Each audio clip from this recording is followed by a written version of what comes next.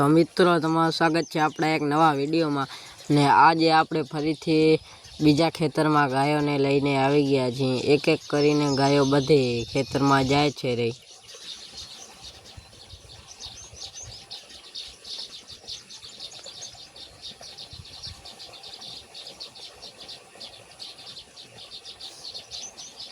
અને હવે ગાયો આવી ગઈ છે ખેતરમાં, જ્યાં તમે જુઓ ત્યાં લીલો લીલો ખડ છે અને અત્યારે ગાયો ચરવા માંડી ગઈ છે આવતા વેત જ। અને ગાયો અત્યારે કહીએ તો લીલા લહેર કરી રહી છે।